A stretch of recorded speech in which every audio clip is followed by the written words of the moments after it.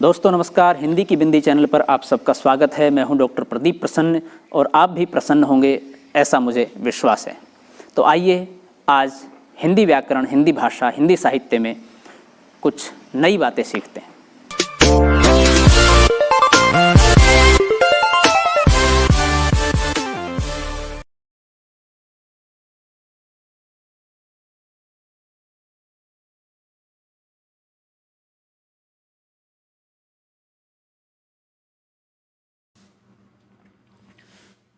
विद्यार्थियों, आज की वीडियो हम बना रहे हैं कक्षा 12 की हिंदी की पाठ्यपुस्तक अंतरा के फणीश्वर नाथ रेणु द्वारा लिखी गई कहानी संवदिया के पाठ का हम वाचन करेंगे, उसका विश्लेषण करेंगे, उसका अर्थ बताएंगे, उसका भाव बताएंगे। उससे संबंधित वीडियो है।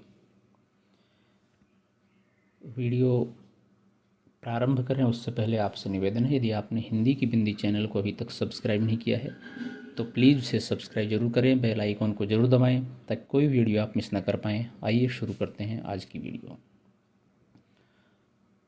पहले हम फणीश्वर नाथ रेणु का छोटा सा परिचय पढ़ लेते हैं। फणीश्वर नाथ रेणु जन्म 1921 और देहांत 1977। आंचलिक कथाकार के रूप में हिंदी के विशिष्ट कहानी एवं उपन्यासकार के रूप में फणीश्वर नाथ रेणु का नाम बड़ा ही चर्चित है। आंचलिक शब्दों का विशेष मुहावरेदार भाषा में प्रयोग करने का सबसे पहला प्रयास कथा साहित्य में फणीश्वर नाथ रेणु जी ने किया। इसका तात्पर्य यह नहीं है कि आंचलिक शब्दों का प्रयोग उनसे पहले न हुआ हो, लेकिन जिस तरह से आंचलिक शब्दावली का मुहावरों का सहारा लेते हुए जिस प्रकार से प्रयोग रेणु जी ने किया, उस तरह का प्रयोग उनसे पूर्व में नहीं हो पाया। उसके बाद में भी वैसा प्रयोग नहीं हो पाया जैसे रेणु जी ने किया। उसके बाद लोगों ने प्रयास बहुत किए। फणीश्वर नाथ रेणु का जन्म बिहार के पूर्णिया जिले के ओराही हिंगना नामक गांव में हुआ था। उन्होंने 1942 ईस्वी के भारत छोड़ो स्वाधीनता आंदोलन में भाग लिया। ये विशेषता लगभग सभी साहित्यकारों की रही है, ख़ासतौर से उस दौर के साहित्यकारों की। आज़ादी से पूर्व में जो पैदा हुए, आज़ादी के समय में जो व्यस्त थे और जिन्होंने देखा माहौल, उन्होंने आज़ादी के लिए लड़ाइयाँ लड़ी हैं, प्रत्यक्ष और अप्रत्यक्ष रूप से, दोनों रूप से। और देश हित में बड़ा काम करने की कोशिश उन्होंने सिर्फ कलम से ही नहीं बल्कि अपनी सामाजिक और राजनीतिक सक्रिय भूमिका के द्वारा भी की है। नेपाल के राणाशाही विरोधी आंदोलन में भी उनकी सक्रिय भूमिका रही। वे राजनीति में प्रगतिशील विचारधारा के समर्थक थे। 1953 ईस्वी में वे साहित्य सृजन के क्षेत्र में आए और उन्होंने कहानी, उपन्यास तथा निबंध आदि विविध साहित्यिक विधाओं में लेखन कार्य किया। तो आंदोलनों से प्रारंभ हुआ और उसके बाद लगातार आंदोलनों में जुड़े रहे, लेकिन बाद में कहानी लेखन में आए और कहानी, उपन्यास, निबंध विशिष्ट साहित्यिक विधाओं में आपने अपनी कलम चलाई, लिखा। रेणु हिंदी के आंचलिक कथाकार हैं। उन्होंने अंचल विशेष को अपनी रचनाओं का आधार बनाकर आंचलिक शब्दावली और मुहावरों का सहारा लेते हुए वहाँ के जीवन और वातावरण का चित्रण किया है। अपनी गहरी मानवीय संवेदना के कारण वे अभावग्रस्त जनता की बेबसी और पीड़ा स्वयं भोगते से लगते हैं। अर्थात उनका जो चित्रण है कथाओं में, कहानियों में, उपन्यासों में, वो ऐसा लगता है जैसे कि वो स्वयं उस पीड़ा को महसूस कर रहे हों, उस अभाव, उस वेदना को महसूस कर रहे हैं और तब उसे लिपिबद्ध करने की कोशिश कर रहे हैं। पाठक उसके साथ एकदम से बहता हुआ चला जाता है। इस संवेदनशीलता के साथ उनका ये विश्वास भी जुड़ा है कि आज के त्रस्त मनुष्य के भीतर अपनी जीवन दशा को बदल देने की अकूत ताकत छिपी हुई है। यानी कि मनुष्य में परिवर्तन करने का जो जज्बा है, जो शक्ति है, वो उसके अंदर है। उसे कहीं बाहर तलाशने की आवश्यकता नहीं है और वो संघर्ष के माध्यम से यदि कुछ प्रयास करे तो परिवर्तन हो सकता है, उसमें वह ताकत है। उनके प्रसिद्ध कहानी संग्रह हैं ठुमरी, अगिनखोर, आदिम रात्रि की महक, तीसरी कसम, तीसरी कसम उर्फ मारे गए गुलफाम कहानी पर फिल्म भी बन चुकी है। मैला आंचल और परती परी कथा उनके उल्लेखनीय उपन्यास हैं।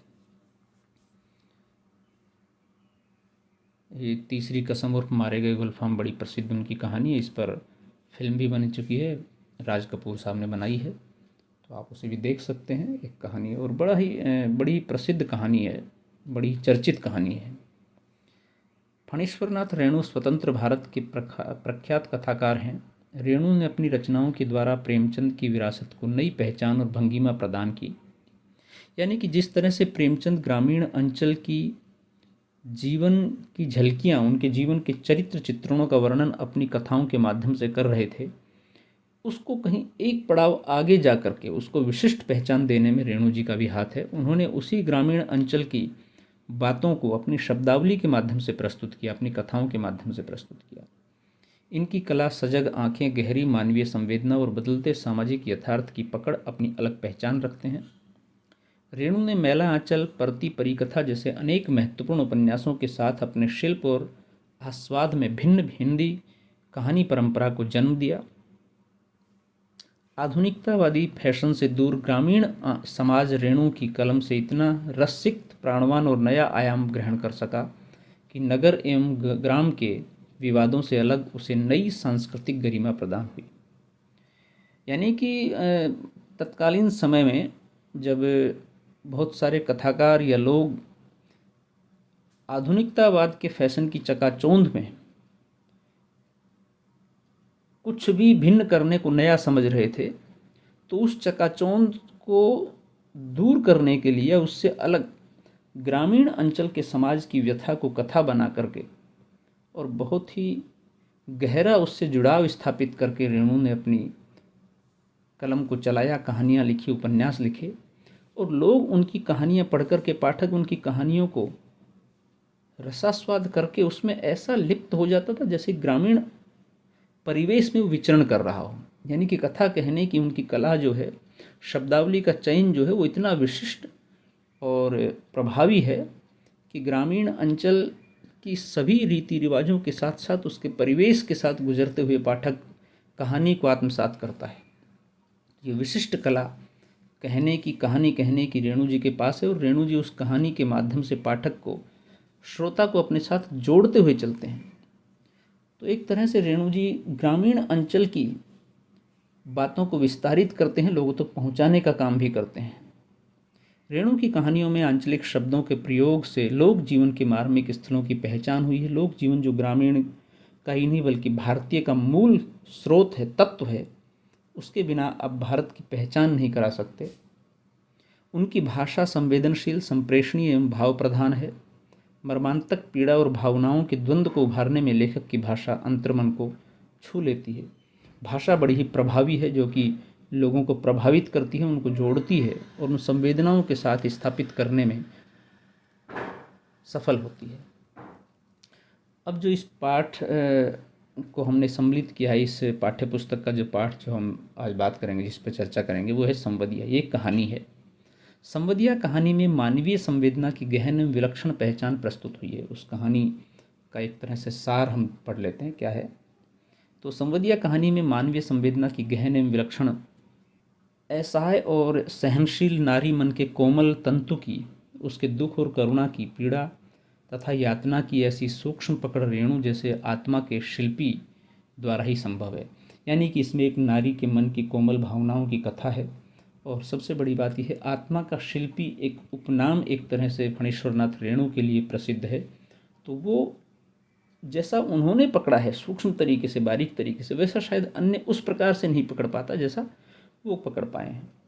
हर गोविंद संवदिया की तरह अपने अंचल के दुखी, विपन्न, बेसहारा, बड़ी बहुरिया जैसे पात्रों का संवाद लेकर रेणु पाठकों के सम्मुख उपस्थित होते हैं।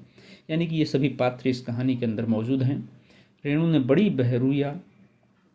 बहुरिया की पीड़ा को, उसके भीतर के हाहाकार को संवदिया के माध्यम से अपनी पूरी सहानुभूति प्रदान की है। किसी दूसरे व्यक्ति की व्यथा को किसी तीसरे व्यक्ति के माध्यम से बयान करने की शैली इस कहानी में दिखाई देगी, बड़ी खास बात है। लोक भाषा की नींव पर खड़ी संवदिया कहानी पहाड़ी झरने की तरह गतिमान है, यानी कि पहाड़ी झरना झरना जो अपनी तरीके से गतिमय, लयमय, प्रभामय बहता रहता है, चलता रहता है, उसके साथ कोई अनायास चलना चाहे तो बड़ा आनंद आता है। तो ऐसी ही उसकी गति, लय, प्रभा, संवाद और संगीत पढ़ने वाले के रोम रोम में झंकृत होने लगते हैं, जैसे कि वो किसी झरने का अवलोकन कर रहा हो, देख रहा हो। संवदिया का मतलब एक तरह से जो चीज़ों को लेकर के पहुंचाता है, डाक विभाग का डाकिया एक तरह से कह दीजिए, मध्यस्थ जिसको कहते हैं वो वाला। तो विद्यार्थियों, इसमें हमने दो चीज़ें प्रमुख रखी, रेणु का परिचय और संवदिया कहानी का सार एक तरह से क्या है। शेष अगले वीडियो में हम चर्चा करेंगे, पूरी कहानी को पढ़ेंगे, उसके विस्तार पर चर्चा करेंगे, उसके भाव को बताएंगे। आज के लिए इतना ही, शुक्रिया। यदि आपके मन में कोई सवाल है, कोई जिज्ञासा है, कोई प्रश्न है तो आप कमेंट्स के माध्यम से पूछिए, हम उसका समाधान करने की कोशिश करेंगे। नेक्स्ट वीडियो में नेक्स्ट टॉपिक के साथ फिर मिलते हैं, तब तक के लिए शुक्रिया, नमस्कार।